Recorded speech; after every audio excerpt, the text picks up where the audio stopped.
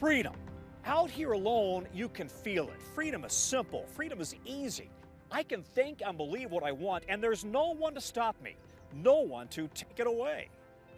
But one is the loneliest number, and reality check here, most of us don't live in solitude. We live together in a society. When we start to interact, that's when our sense of freedom can get messy. Your ideas of freedom may not mesh with mine. Anyone who looks around, who pays attention to world events, knows that living here in a free society is a privilege, but it's a shared privilege. Meaning that while we're all free as citizens, we also have to share the same space. That's why freedom has to be a two-way street. The government's job is to keep things fair without overstepping. And with more than 340 million of us in this country, each with ideas of what it means to be free, there are going to be clashes.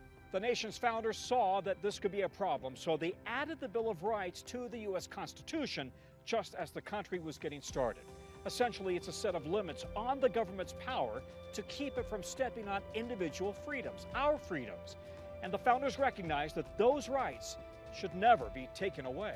At the top of the list is freedom of religion, of speech, of the press, of our right to gather peacefully, and our right to petition the government for changes. This is the First Amendment. You are the worst reporter. No wonder. The times are troubled. What the future of the First Amendment is going to be, a little bit unclear. I think the license should be taken away from ABC because your news is so fake and it's so wrong.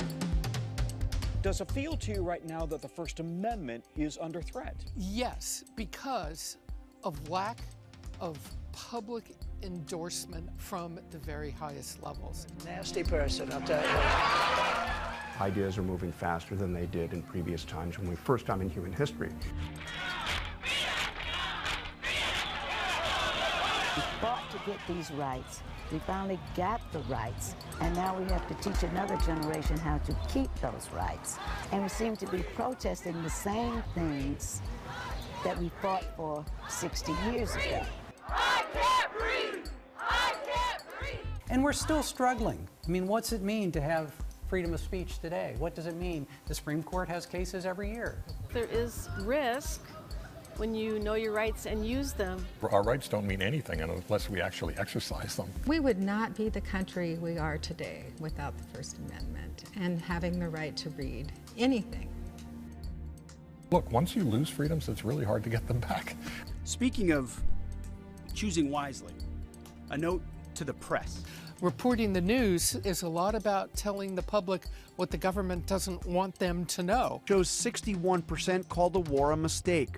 Just 36% say it was the right decision. The endless stream of garbage. CNN has learned that the U.S. military has significantly depleted its stockpile of key missiles during the war with Iran. Sometimes it's hard to figure out what side some of you are actually on. It's incredibly unpatriotic. Like you're crooked, your press is crooked, and Meet the Press is crooked. To be fair, I'm not crooked, but no president actually loved the press. But I think what's different is I actually think this White House has disdain for the press. Are you stupid? Are you a stupid person? We are seeing a significant number of threats right now, but we've seen this at various times in our history.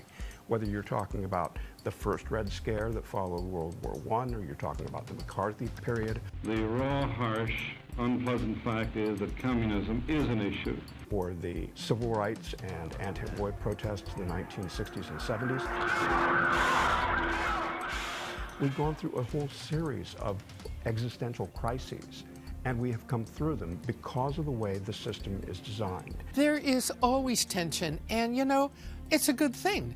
It isn't easy, it's not guaranteed, but the structure is there, the tools are there for us to prevail. May God's grace be with you in all the days ahead.